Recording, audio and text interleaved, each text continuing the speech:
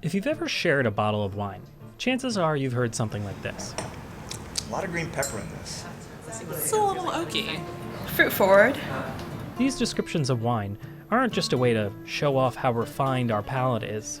They communicate the singular character of the wine we're drinking.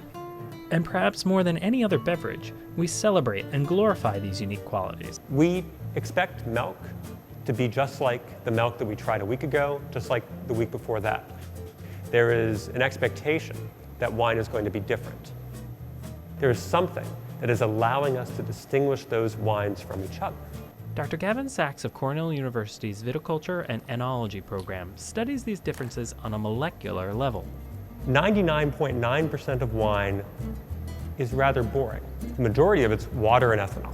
And then you've got trace amounts of acids, you've got trace amounts of sugars. And then in that last tiny 0.1%, you've got those much praised flavor, aroma, and color compounds. Even though we're only talking about the last 0.1% or so that distinguishes wines, that's a very important 0.1% from a sensory perspective. Our ability to taste compounds goes down to the part per million, maybe even hundreds of parts per billion level. Makes you feel kind of powerful, doesn't it? But before you declare that your Cabernet tastes of blueberries, let's get one thing straight. Much of what we call taste, colloquially, is referring to aroma. When you put your nose into a glass of wine, you're smelling that small percentage of compounds that have gotten out of the wine, up into the air above the wine. And our ability to smell compounds goes down to the part per trillion level. Part per trillion is a few drops of a compound into a swimming pool. And if plunging your nose into your glass seems snooty, there's a simpler way to experience aroma.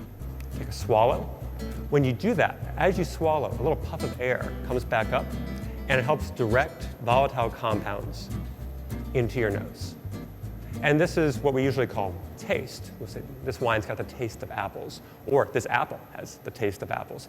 Hold your nose next time you take a sip of wine, and those unique tastes will disappear. All that will be left will be the sweet, from the sugars, sour, from the acids, and bitter.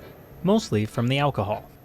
These actual tastes work in concert with volatile aromas and convince you that your Chardonnay has an oaky flavor. And given that a lot of wine is aged in oak barrels, this shouldn't be a surprise. Smoky, vanilla-like, toasty, that flavor is coming from compounds that are formed from the oak and often from the oak toasting.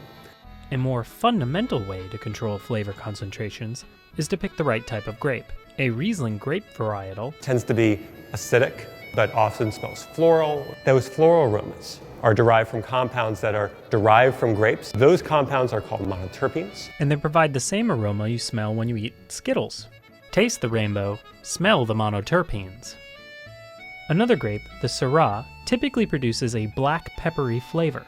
This unusual characteristic comes from an aroma compound called Rotundo, and it's spelled like rotund one, pushed together. The grapes are making it, it's present in the skins, it's partially extracted during fermentation. But it's strong enough to make you think someone ground up pepper in your wine.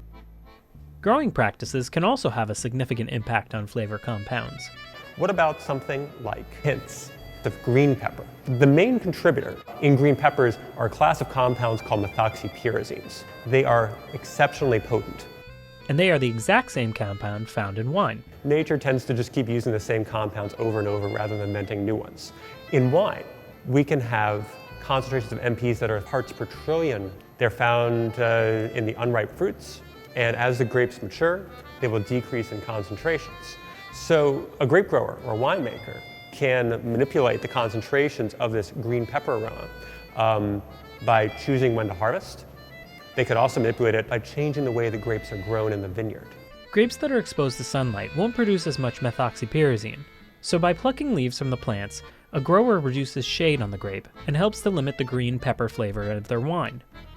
Especially in red wines, excessive vegetal aromas are usually considered undesirable. Or it might be the note that you're looking for in your Sauvignon Blanc. Either way, Dr. Sachs is quick to point out that our perception of wines isn't just a matter of molecules. If the chemistry was the only thing that mattered, I don't think that we would have wine appreciation or that we would have 100,000 different wines, because part of the wine is the experience of learning and knowing something about that wine. And perhaps what it's made of. So the next time you're out at dinner with wine aficionados, each extolling the contents of their glass, feel free to add your own 2 cents. Oh, Rotundo. Monoterpenes. And some methyl mercaptan.